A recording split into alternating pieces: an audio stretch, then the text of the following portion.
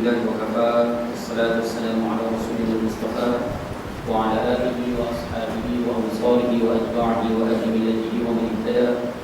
اللهم اجعل جمعنا هذا جمعا مرحوما وتفرقنا من بعده تفرقا معصوما ثم أما بعد.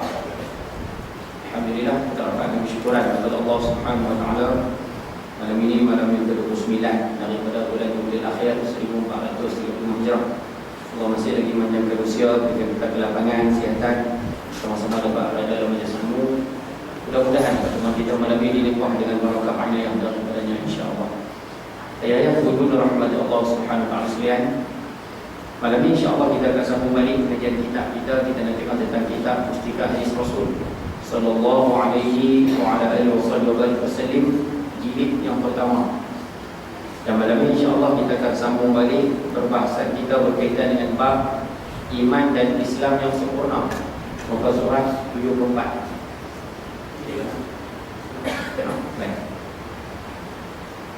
Kita telah selesai bicara berkaitan dengan beberapa buah hadis yang menunjukkan tanda sempurnanya iman seseorang manusia.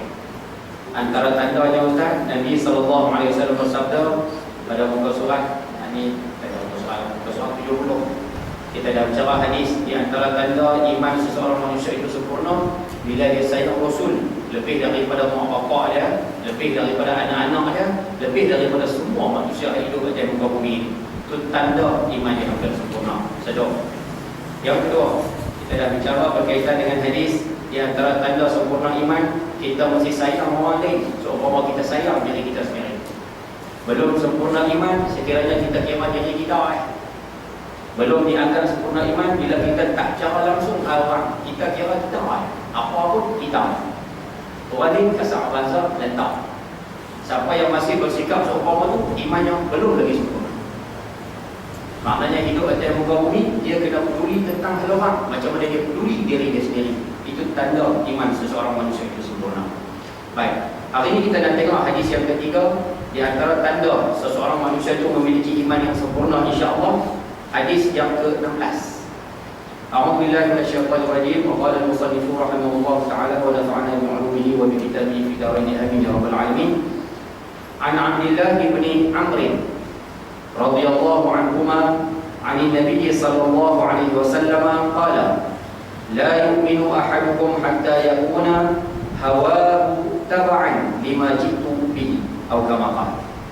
Jadi sini dalam kitab Arba'un Nawawiyah daripada Abdullah bin Amr. Ayadah yang mana ada kitab sedikit sikit. Abdullah bin Amr bin Al-As. Inilah anak Amr Al-As radhiyallahu anhu. Ataupun radhiyallahu anhu kerana kedua-duanya memeluk ajaran Islam dan mendudunya dalam keadaan Islam.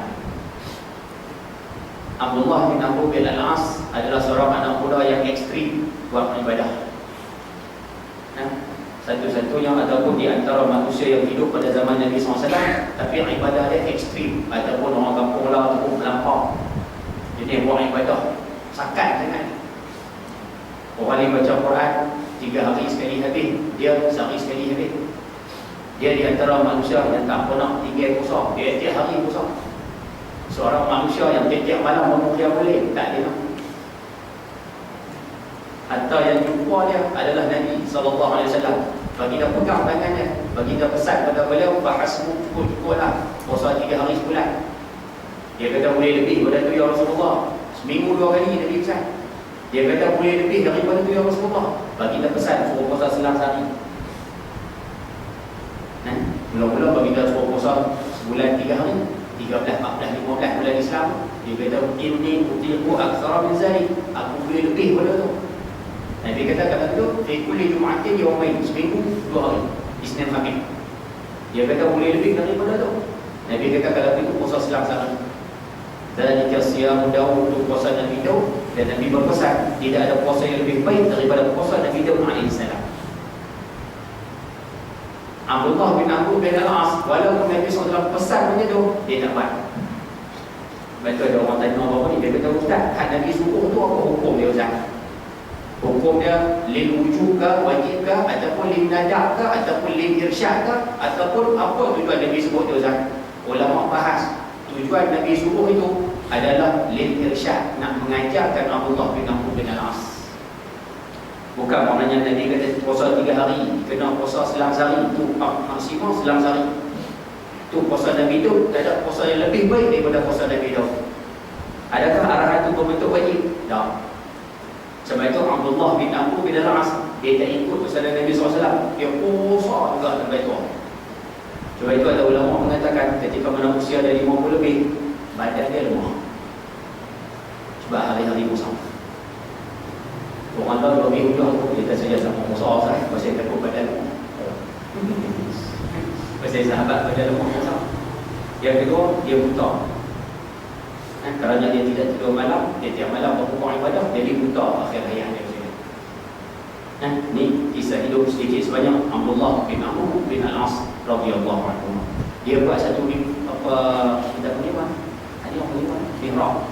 Dia buat satu mihrab dekat rumah dia kan. Hari-hari lepas subuh duduk di mihrab tu yang sampai maghrib. Siang puasa baca Quran, siang puasa baca Quran, malam baru dia boleh. Ini Nabi Abdullah bin Amr bin Al-As radhiyallahu anhu. Baik. Nabi SAW bersabda, hadis ni Abdullah bin Amr riwayatkan, Nabi SAW bersabda, tidak sempurna iman seseorang daripada kamu sehingga hawanya ataupun nafsunya sendiri tunduk menurut hukum-hukum dan pengajaran yang telah aku bawa. Nabi SAW bersabda, tidak sempurna iman seseorang manusia sehingga hawa nafsu dia, hati dia, keinginan dia tunduk, patuh, ikut kepada ajaran dan hukum yang aku bawa, yakni Islam. Jadi dalam bahasa kampung, tak sempurna iman manusia sehingga diri dia turut apa agama kata, walaupun hati dia tak kenal. Selagi mana kalau manusia tersebut ikut apa Tuhan suruh sahaja, walaupun hati tak kenal, insya-Allah iman dia hampir ataupun menghampiri sempurna.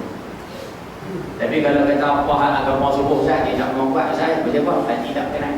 Pasal apa tak buat? Pasal payah. Pasal apa tak buat? Pasal tak sesuai.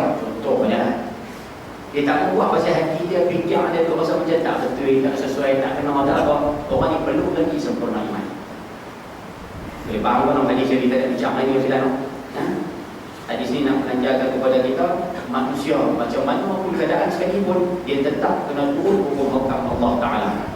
Kalau dia tak boleh lawan imannya belum lagi sempurna. Baik.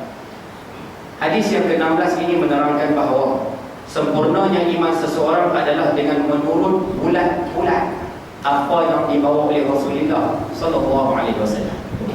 Hari ini nak cerita apa Ustaz?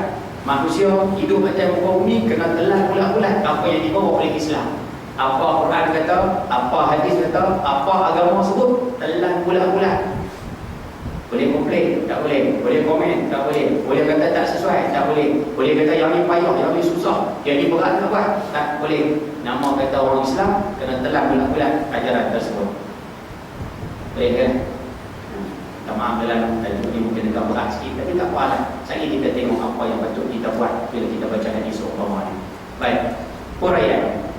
Junjungan kita Nabi Muhammad SAW bukan sahaja seorang penganjur yang terkemuka, bahkan baginda juga adalah seorang Rasul yang memimpin umat manusia dengan berpandukan wahyu daripada Allah Subhanahu Wa Taala. Ayat ini saya rasa tak perlu ulang lagi. Nabi SAW diutuskan oleh Allah rahmatan lil alamin. Nabi SAW diutuskan oleh Allah sebagai Rasul untuk memimpin manusia ke jalan yang benar. Ayat ini tidak payah ulang. Ayat baca Yasin Quran. Yasin wal Quranil Hakim innaka laminal mursalin. Allah satukan dua perkara tersebut dalam ayat surah Yasin tersebut. Wal Quranil Hakim, Quran, innaka laminal mursalin, Rasul. Quran, Rasul. Ataupun Quran, hadis, dua tu tak boleh pisah. Ibn Abbas satu, Syekh Al-Fatani sebut dalam kitab, tiga benda tak boleh pisah. Salah satu dia Allah dengan Rasul tak boleh pisah. Siapa berpegang dengan Quran mesti berpegang dengan hadis. Siapa berpegang dengan Allah mesti berpegang dengan Rasul. Pisah satu daripada dua, jatuh Islam ni. Baik tu, mudah kita nak sebut di sini, Allah hantar kepada kita Quran, Allah hantar kepada kita Rasul sallallahu alaihi wasallam. Apa tujuan Ustaz? Salah satu pada tugas kita nak menyebarkan Islam di muka bumi, nak sebarkan ataupun nak cerita tentang isi kandungan Quran kepada manusia. Selesai tadi. Oleh itu, maka setiap orang hendaklah meletakkan kepercayaan kepada Rasul sallallahu alaihi wasallam lebih daripada kepercayaan kepada dirinya sendiri. Dan apa yang dibawa oleh baginda tidak boleh ditentang dengan apa yang difikirkan dan dipersetujui oleh diri masing-masing. Dia sebut di sini, apa yang Rasul bawa, kamu kena percaya Rasul lebih daripada percaya diri kamu sendiri. Kamu kena telan bulat-bulat apa Rasul kata, lebih daripada kamu telan bulat-bulat apa orang kata. Saya pernah bagi contoh pada ayah Bulan berapa kali dah contoh ni, hari ni ulang lagi. Pernah ingat cerita Nabi SAW didatangi seorang pemuda yang beritahu kata adik dia sikit pun cerita dengan mantu. Kan lupa dekat dalam zona. Tu tengok tidak buat main banyak sangat. Kan Nabi SAW satu hari ada seorang pemuda datang, ya Rasulullah, adikku sakit perut. Kan Nabi SAW pesan kepada lelaki ini, kamu balik bagi adik kamu makan madu. Dia balik bagi makan, patah balik lagi lah, ya Rasulullah, adik aku lagi teruk daripada tadi. Tadi tak makan, okey sikit, ni makan lagi teruk. Nabi SAW sebut, kamu balik bagi adik kamu makan madu sekali lagi. Balik bagi makan kali yang kedua, patah balik, ya Rasulullah, lagi teruk daripada yang pertama. Nabi sebut kali ketiga, balik bagi adik kamu makan madu sekali lagi. Bagi kali ketiga, patah balik, ya Rasulullah, kali ketiga makan lagi teruk daripada yang kedua tadi. Nabi SAW sebut pada lelaki tadi, kamu balik bagi adik kamu makan madu sekali lagi. Balik bagi adik kamu makan madu sekali lagi. Sesungguhnya Allah itu benar, perut adik kamu buruk. Bahasa mudahnya apa? Sesungguhnya apa yang Allah sebut itu betul. Allah sebut madu itu penipu, perut adik kamu buruk. Nampak kan? Percaya dengan Nabi SAW dengan apa yang Allah bawa. Walaupun tengok dari sudut logik akal, nampak apa tak logik ni, makan kuih teruk, kuih lompat ni. Tapi dah, Nabi telan bulat-bulat apa Allah kata. Bagi makan kali keempat, semua-semua. Nampak kan? Itu contoh mudah lah nak bagi kita faham. Itu baru contoh madu yang ada dalam Quran. Kalau kata madu, contoh madu tu pun Nabi SAW percaya kalau bulat juga. Apatah lagi benda yang lebih besar daripada madu. Contoh madu tu pun Nabi percaya kalau bulat balik bagi makan. Makan-makan sembuh kali yang keempat. Allahu Akbar. Sebab tu malam ni saya nak sebut pada yang musilan, mulai daripada malam ni, apa yang Allah SWT sebut dalam Quran, apa yang Nabi SAW sebut dalam hadis, telan bulat-bulat, itu semua untuk kebaikan kita sebagai manusia yang kau beri. Tak kira tajuk apa Ustaz? Tak kira tajuk apa. Saya baca dalam Quran, Allah sebut Quran itu penyembuh. Kita sakit apa-apa, tak payah turut-turut pergi cerita pokok kan. Rajin-rajin baca Quran, dia sembuh kan. Kan Allah sebut Quran itu syifa, penyembuh. Orang duk tanya, Ustaz, macam mana kami nak kaya Ustaz? Macam mana nak hidup senang? Kan Quran dah bagi jawapan. Wa man yattaqillah yaj'al lahu makhraja. Siapa bertakwa kepada Allah, buat apa Tuhan suruh, tinggal apa Tuhan larang, aku bagi jalan keluar kepada semua masalah yang kamu sedang hadapi. Wa yarzuqhu min haitsu la yahtasib. Kamu nak rezeki, aku bagi daripada sumber yang kamu tak sangka. Dengan syarat kamu buat apa aku suruh, tinggal apa larang. Tak ada lah. Quran sebut siap-siap dah. Telan bulat-bulat. Orang tanya, Ustaz, kami ni anak tak ada Ustaz, cucu tak ada Ustaz. Anak kami dengan menantu nikah 5 tahun dah, 6 tahun dah, tak ada anak Ustaz. Macam mana cara nak pergi dapat anak Ustaz? Tak payah pergi minum air tasik yang putih ni. Tak payah. Pergi percaya minum air ni, biar ni air, pergi minum air ni. Sampai gemuk Allah tu. Tak minum lah. Dalam Quran Allah sebut teman-teman surah Nuh ayat 11. Ayat 11 ayat 12 lebih kurang tu ya. Allah sebut wa qul istaghfiru, banyakkan beristighfar, innahu kana ghaffar. Allah ni Maha Pengampun. Banyakkan istighfar kepada Tuhan. Allah kata aku buat turun hujan satu, aku bagi kamu kaya satu, aku bagi kamu anak ramai. Manusia yang telan bulat-bulat benar ni, insya-Allah dia akan kuat pada Tuhan. Faham masalah saya? Tapi umumnya kata, maaf kasar bahasa orang. Tapi bila zaman masa persekitaran, kemudian manusia pula hidup dalam keadaan jahil, tidak ada ilmu sekalian, manusia semakin hari makin mempertikaikan apa yang Allah SWT sebut dalam Quran. Makin hari makin bertikai apa yang disebut oleh Nabi SAW dalam hadis. Bila manusia mula pertikai, manusia mula tak percaya dengan apa yang Quran dan hadis kata. Jadi manusia mula turun kasar basah pada otak sendiri. Kita kata semayang, dia kata kalau semayang rugi. Kita kata bayar zakat, dia kata bayar zakat, dia kerana dia kena duit bagi orang. Nampak? Dia tak boleh duit tu. Dia duduk fikir guna pada otak dia sendiri. Tak ada lah. Itu baru isu-isu kecil tu. Kita kata ibu-ibu duduk dalam rumah, jangan lawan suami. Dia kata jenuh, orang tak lawan rumah. Nampak tak? Dia guna pada otak sendiri. Kita maaf kesal dia lah. Baru ni kita belajar di surah Al-Mujadilah. Allah Subhanahu Wa Taala turunkan ayat Quran ayat yang ke-8. Balik lagi boleh buka tengok sendiri lah. Surah Al-Mujadilah juzuk 28. Awal surah tu 1 sampai 7 Allah cerita tentang hukum zihar. Zihar ni orang lelaki yang kata pada bini dia, hang ni belakang bini, belakang hang ni macam mak aku. Tangan hang ni macam mak aku. Hang punya rupa muka macam mak aku. Dia menggambarkan isteri dia tu macam mak dia. Itu disebut zihar. Dan orang lelaki yang kata kepada orang perempuan, kepada isteri dia macam tu, dia tidak boleh bersama dengan bini dia. Jadi kau banyak anak-anak muda kita reti dia juga ni. Ustaz, sama tu sama dari sudut apa? Fizikal sahaja. Ni kaki macam kaki mak aku, belakang macam belakang mak aku. Ni jari macam jari, contoh lah, lebih kurang apa lah. Tapi fizikal sahaja. Kalau dekat sifat, tak apa. Ni baik macam mak aku, tak apa. Ni masak sedap macam mak aku, tak apa. Jenis sifat, tak apa. Tapi nak lebih lanjut kena cari ustaz yang boleh nak fikah lah. Dia boleh bagi detail lagi lah. Tapi kita sebut umum je tu lah. Anak muda kita buat apa yang tahu umum je tu lah. Semua tak tahu. Allah sebut orang yang menziharkan isteri dia macam ni, dia tak boleh bersama dengan isteri dia, melainkan selepas bayar kifarat 3 bulan. Yang pertama, bebaskan hamba seorang.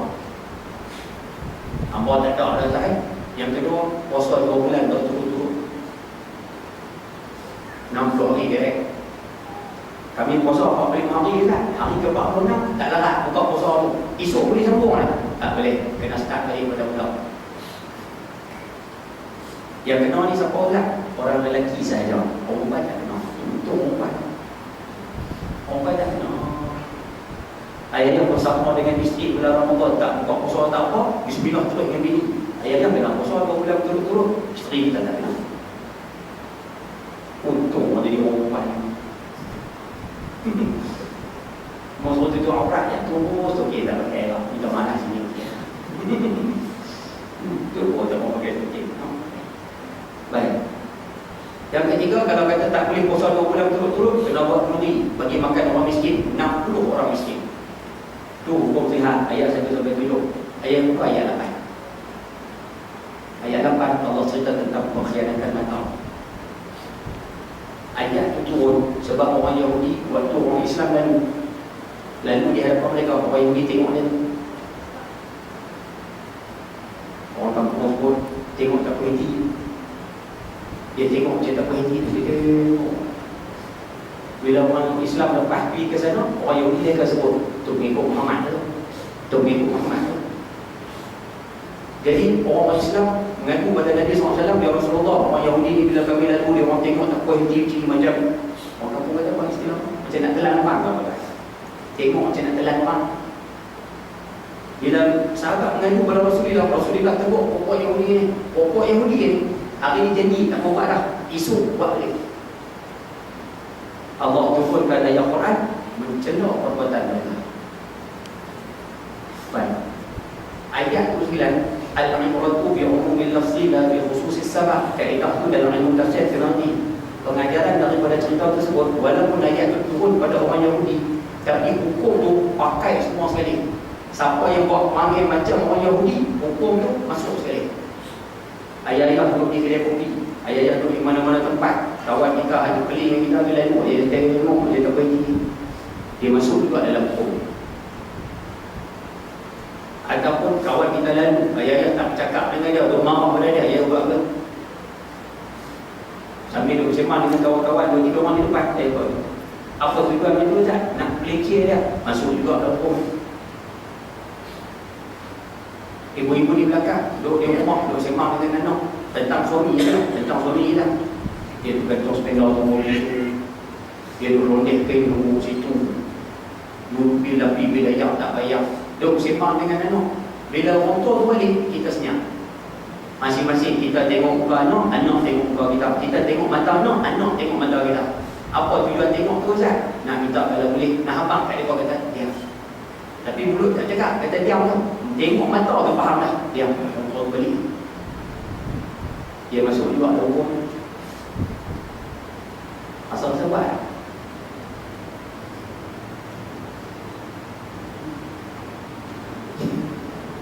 kita mengajak tajuk dia lah, ada hak cakap. Dia kata Ustaz, takkan macam tu, tak boleh saya. Nampak? Dia bijak guna akal dia sendiri. Faham dia ni? Cikgu buat tak mana buat gaya ni. Tak boleh. Tapi dia Ustaz, malam ni baru kami tahu hukum-hukum seumpama ni Ustaz. Baik. Bila malam ni kita tahu sekalian, kita mengaji tajuk apa yang datang daripada Allah dan Rasul, kita kena telan bulan-bulan. Walaupun akal kita, otak kita fikir bercanggah daripada amal ini, bercanggah daripada hukum yang kita dengar ni, ikutlah hukum tersebut walaupun akal rasa macam tak logik. Boleh faham masalah tu kan? Semua juga kan? Minta maaf lah, kita cakap direct lah. Kalau saya cakap direct, kalau ni kita cakap direct, orang-orang. Kalau kita cakap direct kat sini, orang nak marah-marah. Saya tengok orang ni, masalah isu sopor juga ada kan? Kerajaan Persekutuan dan Kerajaan Malaysia hari ini telah membenarkan mana-mana negeri yang nak melaksanakan hukum penuh boleh melaksanakan hukum tersebut. Menteri Agama, Menteri di Jabatan Perdana Menteri, Datuk Seri Jamil Khair Bahru bagi kebenaran. Apa Menteri Belia dan Sukan bagi Khairi Jamaluddin, alhamdulillah, dia sebut ni hukum Allah Ta'ala, mana boleh pindah, mana boleh ubah. Nampak? Sekurang-kurangnya dia mula menerima hukum tersebut. Tapi ada seorang orang tua sampai lah tak diterima. Kita maaf dia lah. Kita bukan nak jawab tentang jasa yang dia buat. Terima kasih banyak-banyak. Tapi kita nak sebut, dia cakap itu salah. Tak tengok orang tua ram. Dia masuk dalam distro awal ni, dia pernah tajuk tulisan Allah Akbar. Dia kata kalau orang minta maaf, kalau kata kerajaan ni melaksanakan hukum hudud, dia minta ramai kena potong tangan. Ampun. Nampak kan? Fikir kena pada otak sendiri. Minta maaf kasar dia kan. Allah sebut dalam Quran, as-sariqu was-sariqatu faqta'u aydiyahuma, pencuri lelaki, pencuri perempuan, kerat tangan mereka. Sebab apa? Jazaan bima kasaba, tu sebab dapat dia pencuri. Sebab dia pencuri itu kerat tangan mereka. Nakala min Allah, pencegahan akan mari daripada Tuhan. Saya nak sebut pada Ibu sekalian. Dia kata minta maaf, ni direct Ibu sekalian, minta maaf. Dia sebut kalau kata kerat tangan, ramai orang Islam akan duduk. Bila potong tangan, hukum ni dilaksanakan, ramai orang akan putih tangan. Kita nak sebut Ibu sekalian, undang-undang Islam kalau kata diumumkan, contoh jadilah umum kata nak buat 1/5. Ini 29, ini 28. Nak umum kata hari Khamis ni baru nak buat pelaksanaan hukum tersebut. Siapa yang mencuri 28 hari ini, curi esok 29, curi esok 30, hak curi sebelum 1/5 tak kena. Tak kena hukum tersebut. Sebab mereka mencuri sebelum diisytiharkan hukum tersebut. Tak kena. Kalau kata diumum kata nak buat 1 hari bulan, saya rasa yang mana jadi pencuri, kata saya jadi pencuri sekalipun, saya akan curi sekarang je. Sebab 1/5 saya tak curi lah. Sebab tu kalau curi dulu. Kalau kau mau kena nak curi lah. Faham tak bahasa? Kita bukan nak cara tajuk politik ni lah, tapi kita nak cara ni manusia hak bijak nak akal dia sendiri. Apa bijak dia juga je lah. Orang ni mula menerima, orang ni mula menyebutkan kata apa, undang-undang ni undang-undang Allah. Alhamdulillah, jadi itu lah satu tanda positif. Jadilah untuk sebagai permulaan. Tapi dia juga sampai sudah sama terima. Tahun ni saya pergi Kuala Kangsar, kita mengaji satu kaedah sekalian. Orang yang menentang Islam selalunya dia lebih tua daripada yang menyokong Islam. Kaedah tu yang tak. Hak mana lawan Islam selalunya lebih tua daripada yang menyokong Islam. Sebab tu pergi tengok Namrud dengan Nabi Ibrahim, siapa tahu? Bukan Namrud tahu. Namrud tidur malam mimpi, tongkolok ada dijatuhkan, keluarkan arahan, mana anak lelaki yang beranak tahu ni, semua dibunuh.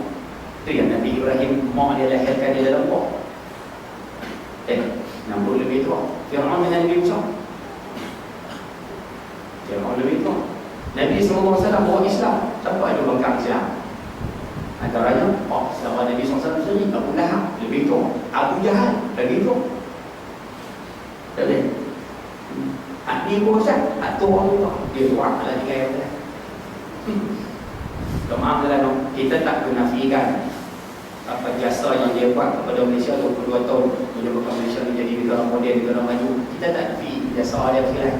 Tapi tanya ni, sandang ni cakap tu, takkan kita nak membenarkan dia juga, sedangkan percakapan yang disebut tu melawan hukum Allah Ta'ala. Takkan nak sokong juga. Sebab dia buat benda-benda apa yang dia buat majuan kemudian, yang tu kita tak ada masalah dia buat. Orang Arab, kita duduk di Mesir, bila orang Arab tanya ni man huwa ra'isul wuzara Malaysia, dia orang tanya siapa Perdana Menteri Malaysia, kita dengan bangga sebut tu Dr. Mahathir. Dia tak malu ke? Sebab benda-benda yang baik kita akui. Tapi kalau pak hukum bodoh sanggup cakap tu, kita maaf. Faham masalah ni? Ustaz, antara jasa yang dia buat Ustaz dengan lawan hukum Allah Ta'ala ni, yang mana lagi besar Ustaz? Mubarak dia. Jawab dia, yang ini lebih besar.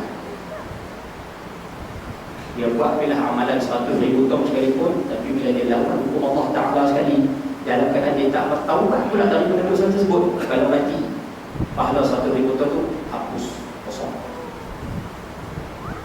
Kalau dia cakap dulu, kita maaf lah, maaf dulu, tapi itu kita minta apa ni jangan sokong lah. Faham tak? Cuma orang ni saya cakap tadi ni bawa ni dia buat di masjid. Di masjid buat tak apa lah nak buat dalam dia. Cuma kita nak sebut ni kita minta bagi kalian. Nak tadi ni gunakan, terimalah apa yang Allah Rasul sebut lebih daripada akal kita sendiri. Baik. Sebab apa kena terima Ustaz? Kerana segala yang disampaikan oleh baginda daripada Tuhan, apa yang Al-Quran bawa, apa yang Rasul bawa, bukan untuk dicuai-cuaikan, bukan habuan sambil lewat buat main buat lebih kurang, hak masa nak ambil, hak mana tak mau ambil, tak usah ambil. Bukan jenis macam tu. Dan bukan pula untuk dijadikan suatu perkara yang diserahkan kepada perasaan dan runtunan hawa nafsu. Apa yang Quran dan hadis bawa bukanlah sesuatu yang kena dengan hawa nafsu kita. Ataupun kita terjemah dalam ayat lebih mudah, apa yang agama bawa ni banyak majoriti dia semua bercanggah dengan keinginan kita. Apa kita berkenan, agama tak bagi. Apa kita nak, selalu agama tak bagi. Memang dalam Islam macam tu. Innal jannata hufat bil makarih. Syurga ni dia dipagari oleh benda-benda yang hati tak kenal. Wa innan nara, tapi neraka ni hufat bil syahwat. Dia dipagari oleh benda-benda yang hati kita nak. Contoh, ayat tempat yang sungguh duduk kedai kopi. Antara agenda utama, tengok anak darah. Bukan ayat di taman Allah ni, tuan-tuan yang okey insyaAllah. Banyak kali kita jumpa, dia duduk di kedai kopi tu nak tengok anak darah. Tengok anak darah, hati kita seronok. Tapi agama tak boleh. Kita sebut banyak kali lah, duduk kedai kopi 3 jam. Satu benda yang betul seronok kan. Tapi dalam Islam, agama semua buat apa Ustaz? Agama semua buat ibadah siang hari. Agama semua buat apa? Cari saja. Agama semua buat apa Ustaz? Belajar ilmu agama. Tolong orang, tempat yang Imam Ghazali sebut dalam kitab Bidayah. Tapi kita duduk 3 jam tu semua. Sebab tu poin yang kita nak sebut, hak mana hati berkenan, yang tu selalunya bercanggah dengan agama. Baik. Bahkan untuk dipatuhi dengan perasaan tenang hati serta persetujuan yang sebulan-bulannya. Dia sebut di sini apa yang datang pada Quran hadis telan bulat-bulat. Orang yang mengutamakan fikiran atau pendapat dirinya daripada apa yang dibawa oleh Rasulullah SAW, dia duk kira kepala otak dia ayam. Teman kasar bunyi dalam kelan. maka imannya tidak sempurna. Siapa kira pada otak dia fikir ikut dia saja Ustaz, tak ikut agama, imannya belum sempurna. Demikian juga, macam tu juga, sesiapa yang memutarbelikkan agama tersebut, dia duk corner agama nak bagi pelepas apa dia juga. Dah jadi ni nombor. Ataupun melakukan takwilan terhadap ajaran agama yang dibawa oleh Rasulullah. Dia duduk tu Ustaz, dia ambil ada dalil agama, tapi dia ulas ikut makna dia sendiri. Dah. Yang saya sebut pada ayat 9 sebelum ini, ada yang baca ayat Quran, dia kata semayang ni 3 waktu ya. Dia nak bagi ikut setiap dia melihat lagi kemana pula. Dia kata dalam Quran Allah sebut wa aqimis solah hatta ya'tiyaka yaqin, dirikan semayang sampai kamu rasa yakin. Sedangkan yakin itu maksudnya mati. Dirikan semayang sehingga kamu mati. Oh, betul makna dia ada, dia terjemah dirikanlah semayang sehingga kamu rasa yakin Allah tu ada. Yakin Allah ada, tak payah semayang. Ni kita putar lagi. Tambah yang lebih kemah lagi lah, Syiah. Dia ulah ayat Quran bagi kemah. Kuntum khayra ummatin ukhrijat linnas. Dia ubah sikit ayat Quran tu baik. Kuntum khayra ummatin ukhrijat linnas. Kamulah sebaik-baik imam yang dikeluarkan kepada manusia. Sebab dia pun melebih-lebihkan imam mereka. Kita baca ayat Quran, innal muttaqin lafi jannatin na'im, sesungguhnya orang-orang yang bertakwa di dalam syurga. Dia ubah ayat Quran innal muttaqin, dia ubah makna lain. Bagi kita, sesungguhnya orang bertakwa masuk dalam syurga. Orang Syiah terjemah ayat tu, sesungguhnya orang yang bertaqiyah akan masuk syurga. Taqiyahnya beliau Ustaz berlakon, berpura-pura. Lepas itu dia bawa pula hadis. Dia kata hadis ini daripada Nabi. Padahal Nabi tak pernah sebut pun, la taqiyat, la imana liman la taqiyat alah. Tidak beriman bagi manusia yang tak berpura-pura. Orang Syiah, kita maaf dengan orang Syiah, dia orang tak main main. Tapi bila dia duduk di tuan Allah ni, dia akan mari juga semuanya main. Apa tujuan tu Ustaz? Dia berpura-pura supaya orang kita tak kenal dia tu Syiah. Dia berlakon supaya orang akan anggap, oh dia ni orang Islam macam biasa, dia ni orang Islam macam kita. Padahal dia Syiah. Utang balik itu hayat tersebut kan, ini dia Syiah. Muttaqin, orang bertakwa. Dia terjemah muttaqin, orang yang berpura-pura. Ni kita terjemah buat musuh. Bahawa ni kita pergi dari Syiah adalah pokoknya orang Syiah ni satu dia berpotong macam mana, potong dia. Mereka minum ayat Yorkshire. Ayat Yorkshire tu ada berkat.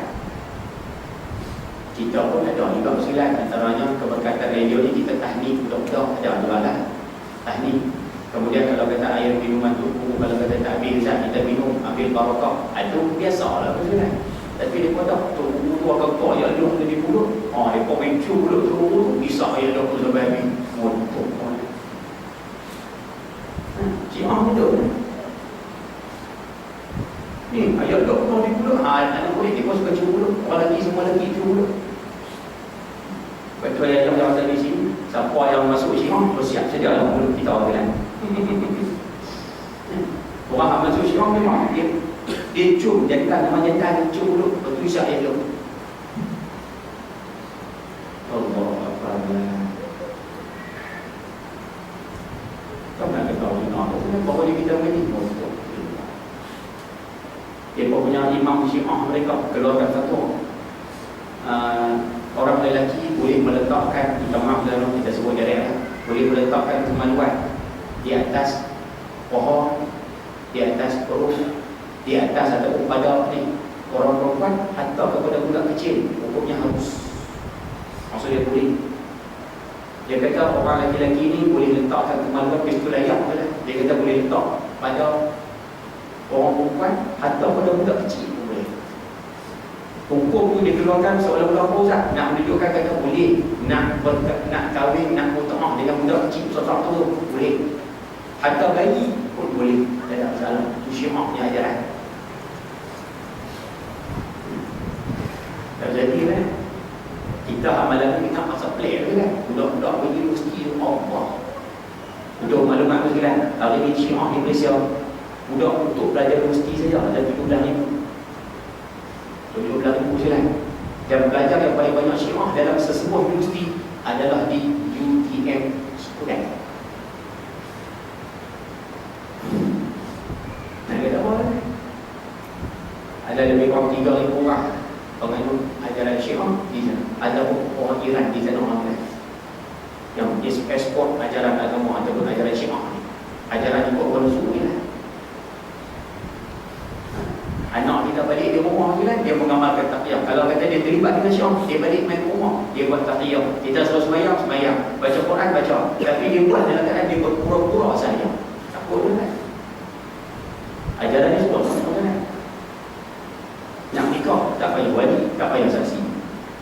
Sekarang ni kita dapat maklumat daripada Ustaz Zamihan. Dia buat satu pembentangan ni kan. Dia kata orang-orang Syiah sekarang, orang Melayu ni nak terlibat dengan Syiah. Anak-anak muda kita di universiti terlibat Syiah. Lalu dia nikah dekat restoran makanan segera, KFC, McDonald, Pizza Hut, Kopitiam, apa lagi, Starbucks, Old Town. Mereka pergi di situ 3 orang ya. Orang lelaki, orang perempuan, atau buah Syiah tu seorang. Kering. Aku kahwinkan kamu dengan sekian-sekian, dengan mas kahwin yang RM30 untuk tempoh masa seminggu. Nikah rumah ni dia tak masalah. Lepas tu aku perempuan ke lelaki kata jawab, saya terima. Okey lah nikah. Tak seronok pun kan? Seronok.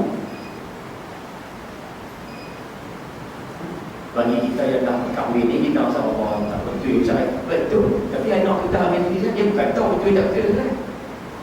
Pokok ni bawa pula dari Al-Quran, bawa pula hadis Nabi dalam keadaan diselewengkan, reka hadis palsu. Akhirnya apa jadi kan? Anak kita semua terjebak. Balik main rumah, berlakon kopiah apa semua, main Allah macam orang beriman. Oh tak boleh. Inilah yang disebutkan oleh Nabi SAW. Tidak sempurna iman sehingga kamu hawa nafsu kamu ikut apa yang agama kita. Tapi kalau kamu ikut hawa nafsu kamu, beda. Maaf dalam tidak cerita sekadar ambil pengetahuan dalam memang sekarang banyak ajaran Islam. Nah, baik. Sini ada kita duduk. Kalau rumah tak tahu dah. Tapi belum ni ada tak siap ada dah. Tak apalah di pengajaran sama-sama lah. Baik, tengok. Oleh kerana itu, tengok. Kalau engkau kawan. Okey, semua. Demikian juga sesiapa yang putar belikkan ajaran agama Allah ataupun melakukan takwilan, maksudnya dia ubah suai, dia terjemah ikut suka terhadap ajaran agama yang dibawa oleh Rasulullah sallallahu alaihi wasallam untuk menyesuaikannya dengan kemahuan atau fikiran sendiri. Dia ambil dia Quran, dia ulang ikut sedak dia. Dia ambil hadis, ulang ikut sedak dia. Nyatalah imannya tidak sempurna. Yang dia tak ada asal, bertanya halal semua pakai Nabi apa sendiri. Nah, oleh kerana itu, jika ada yang terdorong berbuat demikian, dia kata kalau ada siapa jenis yuk kira dia ikut hawa nafsu lagi, kamu ikut ajaran agama lagi, segeralah rujuk ke jalan yang benar. Dia kata baliklah ikut balik cara yang betul. Semoga dia selamat dunia dan juga akhirat. Boleh faham jalan? Dia pesan di sini, siapa yang kira ikut hawa nafsu, tak mau ikut ajaran agama, dia tahu ajaran agama itu benar, tak mau ikut, balik-baliklah ikut kepada ajaran agama yang sebenar. Sebab itu kita ni bahagian awal ni dia tak ada buah kafirkah dia. Dia cerita bab iman Islam memang tak ada. Lepas ni baru dia masuk satu persatu. InsyaAllah mudah-mudahan. Hadis yang seterusnya, wallahu a'lam nantilah bulan 4. Jadilah satu malam satu bulan. Jadi kesimpulan malam ini, Nabi SAW berpesan kepada kita supaya ikut ajaran agama walaupun dia bercanggah dengan keinginan hawa nafsu. Selesai. Ya, hukum dari Allah SWT sekalian. Selesai kitab kita ini. Mudah-mudahan sama-sama ambil pengajaran. Saya pergi mengajar di Taipei minggu depan. Mengajar di Taipei. Ada seorang ayah daripada Kuala Nangsang. Mari ke Taipei tersebut, dia bercakap dengan saya 15 minit. Tapi ada satu benda yang dia sebut, Ustaz, saya simpan rahsia ni 29 tahun. Saya tak tahu nak cerita pada siapa. Saya dapat daripada orang yang mengalami peristiwa tersebut. Orang yang mengalami sampaikan kepada saya dalam satu usrah. Lepas tu dia meninggal dunia. Saya simpan 29 tahun. Hari saya nak cerita kepada saya. Baik. Dia cerita tentang orang kan. Tak tahulah yang pernah dengar, tak pernah dengar, Allah Alam. Tapi contoh sebelum ni. Sebab tu saya agak yakin nak bawa contoh. Dia cerita tentang seorang ustaz yang bertugas sebagai tentera dulu. Ustaz tu lah yang cerita pada dia. Dia tetap cerita pada dia. Dia kata ustaz ni nama Ustaz Yusuf pergi ke negara Tibet, Thailand. Sampai di sana berlaku satu peristiwa di sana. Masa dia sampai tu berlaku peristiwa kejadian budak menangis dalam gua berenang di Thailand.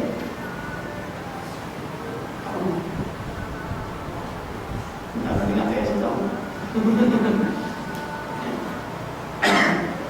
Dia kata kejadian budak menangis dalam gua. Dia kata ustaz ni dengan beberapa orang duduk di kampung dalam Tibet tersebut, pergi ke kampung tersebut korek. Selesai korek, rupanya nampak ada seorang budak, orang perempuan masih hidup maksudnya, sedang menyusukan bayi tersebut dalam kubur. Saya pun dengar, asal tak pernah nak tengok kan. Tapi sebelum ni pun saya pernah dengar dah cerita pasal kubur ni. Hampir sama jalan cerita tu. Lepas tu kita bawa bilang, tak percaya sangat, tak apa lah. Tapi poin nak belakang lagi saya nak kongsi. Dia kata nampak budak perempuan tersebut sedang menyusukan bayi tersebut. Menyusu bayi. Perempuan tu ambil anak tu bagi kepada orang kampung. Dia pesan buat pelari budak ni. Kalau budak ni ditemui oleh tentera Thailand, budak ni akan ditangkap dan dibunuh. Jadi orang kampung pelari bilang, budak tu tak tahu soal dia. Kemudian perempuan dipesan 3 perkara. Yang pertama dipesan tolong banyakkan melakukan ibadah. Satu. Yang kedua dia pesan, dia kata kiamat dekat. Yang ketiga dia pesan setiap 1000 orang seorang dia akan selamat. Yang ni semua selamat. 1000 orang seorang yang masuk syurga. Dia ni semua kena apa. Waktu itu cerita pada saya 3 perkara ni lah, dia nak teriak. Dia kata ustaz, betul ke ustaz? Setiap 1000 orang seorang yang masuk syurga, dia kena apa ustaz? Betul kan? Dia kata takut saya. Saya kata betul. Kan Nabi SAW sebut dalam satu hadis, di kulli alfin, setiap 1000 orang seorang yang masuk syurga, dia ni semua kena apa.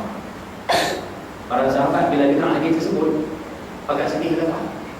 Nabi SAW sebut, aku berdoa kepada Allah agar 1000 orang terbalik, kamu seorang masuk syurga. 1000 orang terbalik, kamu yang kedua masuk syurga. Maknanya hadis itu ada perempuan tersebut betul lah maksudnya di sini. Baik, selesai. Kemudian perempuan tersebut ditipu semula. Allah Alam, saya cerita banyak, saya berikan juga lah. Pasal yang itu tak penting sangat pun. Soalan yang ditanya saya, dia kata ustaz, budak tu boleh jadi kat Imam Mahdi di dalam. Saya kata tak tahu. Sebab dalam hadis Imam Mahdi disebut Zuhurul Mahdi. Zuhur tu maksudnya kemunculan Mahdi. Tapi Nabi Isa disebut Zuhur Isa, turunnya Nabi Isa. Istilah tu walaupun beza, makna dia beza benar. Zuhur maksudnya dia mengistiharkan diri dia, Imam Mahdi. Nuzul maksudnya dia turun, Nabi Isa turun daripada atas. Dia kata betul kata Imam Mahdi Zat, kata tak tahu. Baik. Kemudian lepas daripada peristiwa itu berlaku satu kejadian yang mana boleh dikatakan hampir serupa dalam Malaysia, hatta di Thailand berlaku benda yang sama. Kejadian Quran hilang. Dia kata lepas peristiwa Quran banyak hilang. Tapi manisnya Ustaz, dia kata saya mana tempat yang ada cerita Quran hilang, saya pergi. Atau ke Thailand, saya pergi. Dia jadi buat kaitan dalam benda-benda semua ni. Dia kata Ustaz, satu benda yang sama saya, Quran yang hilang tu semua boleh dikatakan surah Kahfi. Dia kata yang hilang banyak ni semua surah Kahfi saya. Setakat mana saya pergi semua surah Kahfi hilang. Surah mana ni? Dan yang boleh tengok surah Kahfi adalah surah yang Nabi SAW suruh baca bila Dajjal datang. Dia kata Quran dan saya pergi semua hilang. Kita mengambil ni abang sekali dia pun. Saya pergi nak pulang. Lagi nak pulang kalau saya ni kan saya boleh. Tapi tak payah bisa hilang. Saya dah cerita tajuk surah Kahfi hilang ni. Ada semua pakcik main kan. Dia bawa pulang Quran ni lah mungkin. Dia tidur. Dia kata ustaz, pakcik simpan Quran ni 30 tahun ustaz. 30 tahun dah simpan. Dia buka dia ustaz bawa tidur. Surah Kahfi dah. Allah Allah. Dia kata surah Kahfi tak tahu kan. 30 tahun dah pakcik simpan Quran. Memang dalam hadis Nabi sebut tanda zaman Quran akan hilang daripada buku dan hilang daripada dada orang yang hafal Quran. Hilang daripada dada kita boleh faham, mungkin dia lupa apa semua. Tapi hilang daripada buku. Baik, pakcik tu, saya jumpa sekali kan. Balik ke rumah, sembang dengan mak kata di rumah kita ada satu Quran hilang. Tapi Quran tu pun jauh kan. Dan saya rasa di Quran Allah ni pun saya rasa ada juga yang mengalami kejadian yang hampir semua. Ada juga Quran dia hilang. Balik cek tengok surah Kahfi ke surah apa? Asal-asal surah Kahfi juga. Surah yang Nabi SAW suruh baca di akhir zaman untuk menentang Dajjal. Kalau kita minta mulai daripada malam ni juga surah Kahfi. Kapan? Surah Kahfi jadikan dia satu surah yang penting. Apa yang kalau boleh tak boleh pun putus dia kan baca dalam. Dan sampai masa mana ni, sampai masa mana? Boleh faham ni? Kau cakap aku dah nampak dia ni. Ayah dengar pasal susah haji. Saya yang mengalami ni lari dan aku berkata pakcik tu macam tu 30 tahun. Kesimpulan yang kita boleh ambil, dia sentiasa hafal Quran. Tapi Quran 30 tahun dia simpan mungkin Kahfi tak ada. Dua lain tak ada. Dua lain tak ada. 4 kau tak ada. Allah Allah. Sama-sama ambil pelajaran insya-Allah. Jadi saya sebutlah pada untuk malam ini apa yang baik daripada Allah yang buruk daripada manusia sendiri. Ada soalan nak tanya?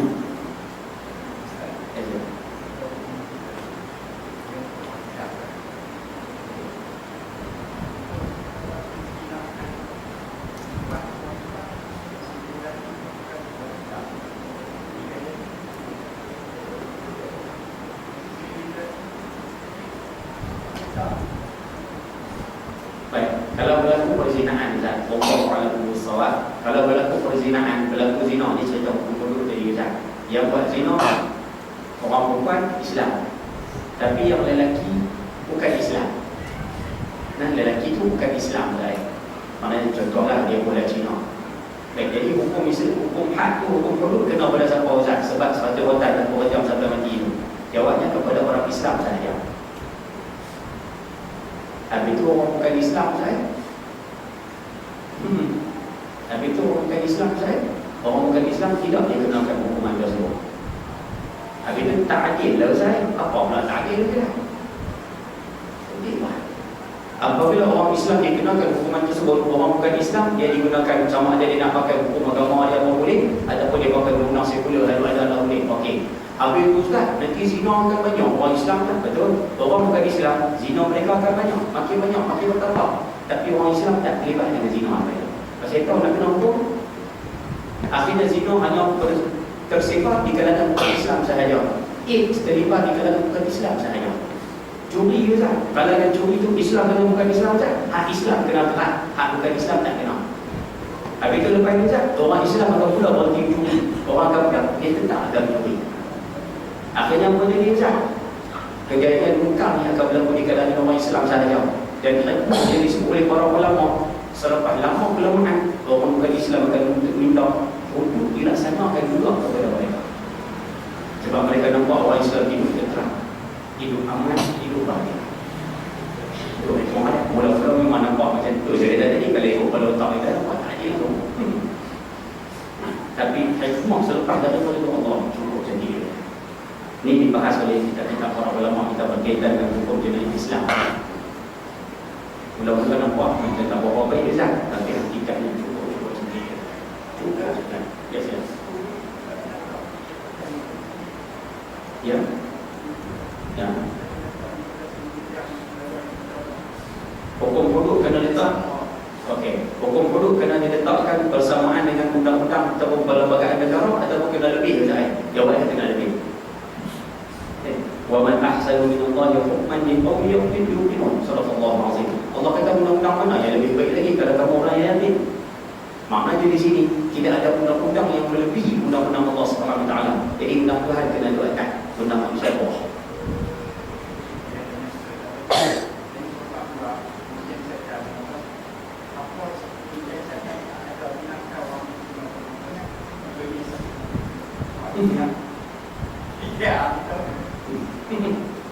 Ini soalan dalam tak kawan-kawan ni. Baik, tapi kalau kita dah sebut Ustaz, walaupun kenyataan Kementerian Kesihatan dan kenyataan siapa sekalipun, dia tetap tak boleh lawan hukum Allah Ta'ala. Lawan hukum Allah Ta'ala tak kira siapa pun, semua orang sumpah bulan Makkah datang sebab menentang Allah Subhanahu Wa Ta'ala. No? Jadi tadi berkait kalau undang Malaysia, undang-undang manusia letak di bawah undang Quran letak di atas. Jadi no? InsyaAllah mudah-mudahan sama-sama dapat terima apa yang kita bincang pada malam ini. Jadi saya cukup sekali itu. Sekian wabillahi taufiq wal hidayah. Assalamualaikum warahmatullahi wabarakatuh. Bismillahirrahmanirrahim. Alhamdulillahirabbil alamin. Wassalatu wassalamu ala asyrafil anbiya'i wal mursalin wa ala alihi washabihi ajma'in. Allahumma arzuqna fahman nabiyyin wa hifdzal mursalin wa ilhamal malaikatil muqarrabin. Allahumma ighfir lana dhunubana wa walidina wa arhamna kama rabbawna shighara. Li jami'il muslimin wal muslimat wal mu'minin wal mu'minat bi rahmatika ya arhamar rahimin. Walhamdulillahi rabbil alamin.